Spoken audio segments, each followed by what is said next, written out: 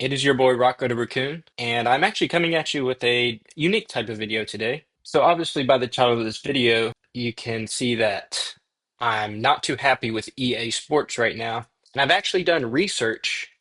I've done a lot of research to kind of list out my main grievances.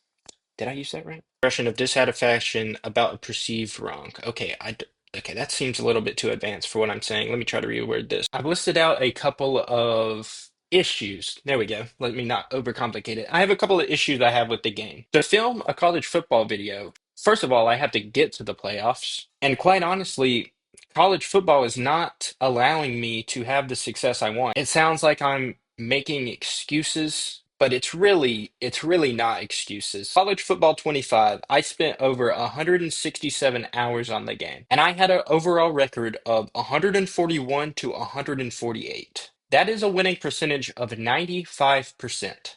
I mean, that's pretty good, you know. If you're hiring a college football coach and they have a 95% win record, I mean, you're not going to put them at the bottom list, you know what I mean? College football 26 record. I have spent over 90 hours on the game already, and my overall record is 19 and 47. That is a win percentage of 40%. So my question is, why can I compete in college football 25 but not college football 26? And yes, my team was a lot better at the end of college football 25, but I still had to grind it to get to that point in the beginning. So we shouldn't see this.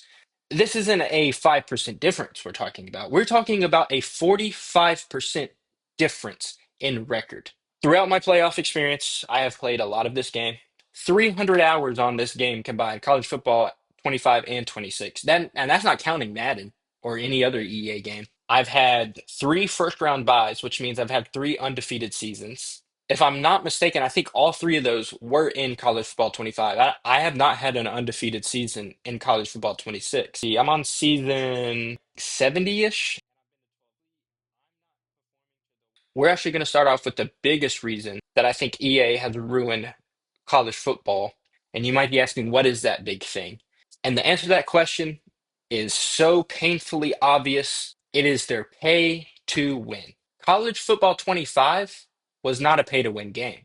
It actually boggles my mind how they are able to get away with this. Definition of pay to win is a video game model where players can spend real money to gain significant in-game advantages over non-paying players. Now, I know what you're probably thinking is, well, college football 25, you could do this as well. Let's use college football 26 as 100% pay to win. College 25 was realistically probably a 40% pay to win game. Obviously, still not, the greatest thing in the world, but the difference between college football 25 and 26 is so insane. And you can see it in my record. So I have a little bit of statistics on their pay to win. Electronic Arts is worth $42.05 billion. They bring in $5.5 billion a year in microtransactions. Now, this is, of course, across all of their games. Another quick fact I wanted to drop at you. From now on, all of these stats are on college football 25 because college football 26 just has not been out long enough. College football 25 received $500 million in revenue within the first couple of weeks releasing the game. Now, I will say that dropped off with college football 26. Biggest. This is the biggest tell to me that EA knows what they're doing. And this is what makes me mad. When I tried to look up how much money college football 26 or 25 has made just in microtransactions, that information is undisclosed by the company. So you know what you're doing. You know exactly what you're doing. It's just so beyond okay. And this is not just because of college football. We are seeing pay to win just ruin games in every genre. Fortnite is different, okay? Because when you think of games like Fortnite, when you pay to get the battle pass, that's all cosmetics. You're getting skins, you're getting pickaxes, you're getting gliders, right? That doesn't affect how you perform in the game. With a game like College Football 26, this is what I really wanted to point out is now they have a battle pass in college football 26. A battle pass in college football? They have a battle pass in college football 26.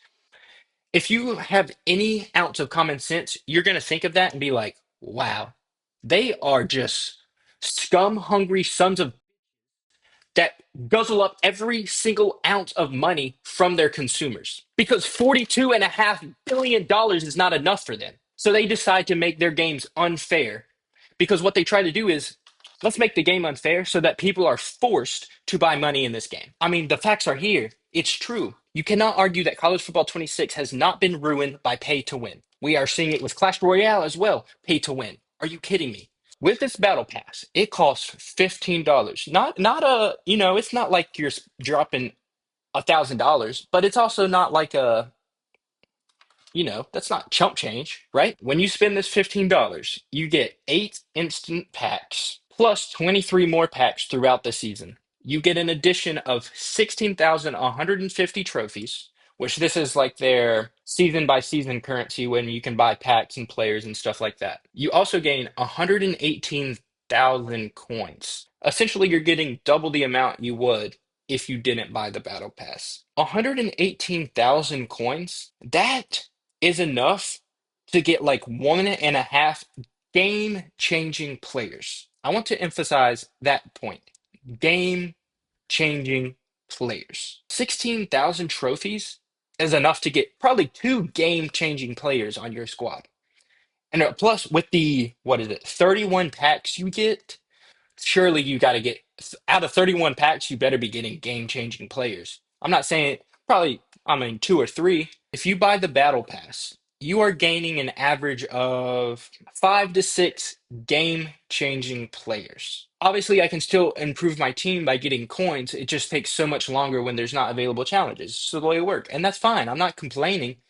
What I'm complaining about is when I'm playing teams that have bought this battle pass and they have 5 more game-changing players than I do.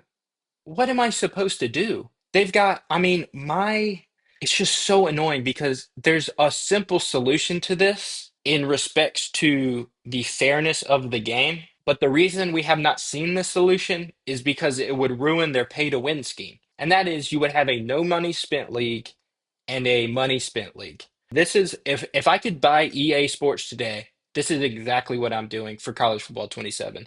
But the reason that EA Sports does not want to have a no money spent league and a money spent league is because that would defer people away from spending money on the game. Because the way it worked in my mind is obviously you buy the game, you get on the game, you can play either league. Like if you don't spend money but want to play against people that play money, yeah, you can do that.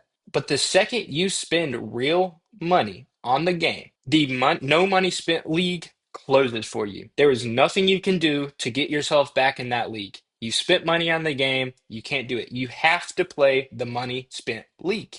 But obviously, that's not going to happen because this $42 billion company wants $5.5 billion a year in microtransactions, so they're not going to do that because they don't want to have fair games. They're putting profit over their games right now. We're seeing it all over the gaming industry, honestly, at an accelerated rate. And obviously there's a lot of stuff that goes into inflation, and we're seeing global inflation. I can guarantee you with 101% guarantee, people spending $5.5 billion a year in microtransactions. This is just for one gaming company, by the way. That is $5.5 billion getting traded for pixels because you're literally spending $5.5 billion a year for nothing. And the fact that people can't see this is beyond me. And now we can get to a bunch of the smaller stuff, dropped passes. And I know you're saying, how does pay to win cause drop passes? For example, let me put it this way. A 90 overall card receiver is gonna probably drop 1 out of 10 balls. An 86 wide receiver is probably gonna drop 3 to 4 out of 10 balls. So what's happening is these people are buying the players. They don't have to worry about low overall players dropping balls, but I do. Someone who doesn't spend money on the game, who only does the challenges, who only has like 85, 86, and 87 overall receivers are going to drop way more balls than the player I'm playing. And I had one yesterday that was an easy first down. My running back just drops it. And this is not like a one time thing, this happens every single game. The only time it's equal is when I can tell I'm playing another team that is not pay to win. When I face a team and I see that they have, for example, an 89 overall Randy Moss, I know they spend money on the game. What are some other things? Okay, well, to be fair, a lot of this other stuff isn't necessarily because of pay to win, but when all this stuff is added on top of the already pay to win scheme that is ruining this game, it just makes me think like I don't even want to finish playing this game. I would just want to skip college football, which obviously I'm not going to do. But when I'm 0 and 5 in the last 5 games and I'm playing 90 overall teams, why would I not feel this way? So the last three things I want to cover: booth reviews. This is by far the dumbest aspect that has ever been added to a video game in the history of gaming. And it's not even close. It is not even remotely close. 1 second on the clock, fourth quarter, down 5 points. I throw a pass to the sideline of the end zone, and they call it not a catch. I'm like, oh, dang, I just lost the game.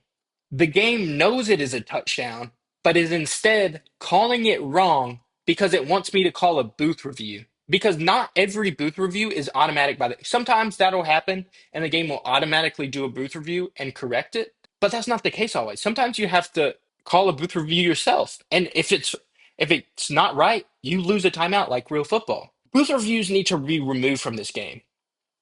And it is so, so, so crazy to me that someone had this idea to put booth reviews in a video game. They presented this idea at a meeting, and everyone in the meeting was like, this guy's onto something. That is so stupid. You're adding unnecessary work for yourself by having to program these booth reviews in every aspect of the game. Just don't do it.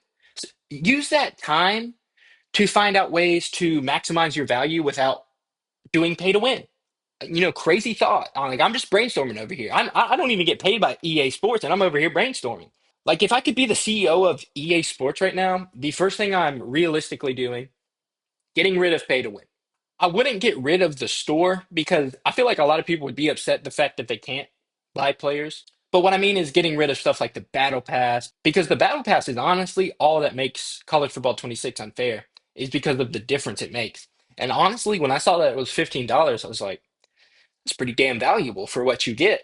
But then again, I'm not going to do it because that defeats basically the whole point of why I'm doing this. Desyncs and connection errors.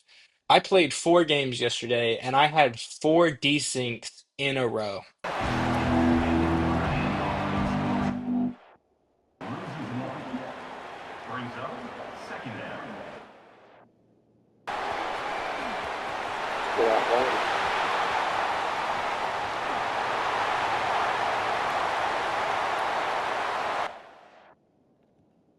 Desyncs in College Football 26 refer to a game state where the server and player consoles disagree on the game's progression, leading to a disconnect, often caused by using custom playbooks in online modes or other inconsistencies in the game's net code. There's a couple things I'm going to take away from that. One, you can't have custom playbooks in Ultimate Team. So that's not an issue. That's not causing the desyncs in Ultimate Team. Server and player consoles disagree on the game's progression. What? The video game that is the video game does not understand what is happening in the video game. That is essentially what that is saying. What? Last thing I want to touch on is the menu screens, and the menu screens are just awful. The thing that bugs me the most about the menu screens is on the player screen, you can choose, let's say you can choose quarterback, and it'll show you the quarterback. But now let's say you want to look at a running back. You have to go up to the top, click all. So you have to go back over to the left, and then you have to go back down, find the player you're looking for. And then another menu, like a menu point, is like you cannot play a game in college football if you don't have every required player. If you have enough players to play every single position, it would make sense that you can generate your best overall lineup. Because at the end of the day, if you have every required player, there should be no issue. Because when I want to generate my best overall team and it says insufficient eligible players, that's not true. Because I can go out and play games. I know I ended with the small stuff, but like I said before, it's not the small stuff and the big stuff. It's the big stuff and then the small stuff on top of it. Obviously, I'm just a little fed up with EA Sports at the moment. Doesn't help that I've gone 19 and 47 in the last 70 games. Obviously, we're going to get a national championship. It's just going to take a lot longer than we initially thought, but that's okay because, in the wide words of JFK, we do Not not do because things they because are they're easy, easy, but but because because they are they are hard. hard. I hope I can make a playoff soon because I just can't upload Wednesdays, Fridays, and Sundays if I'm not making playoffs. Honestly, I feel a lot better getting this off my chest because it's just like every time I see a drop pass in the game, it's like that shouldn't be a drop pass. It shouldn't. An overall of an 86 and an overall of an 88 is a bigger difference between 84 and 86. And yeah, so that's it. I gotta actually go to class now, so that's gonna be fun. But yeah, peace out.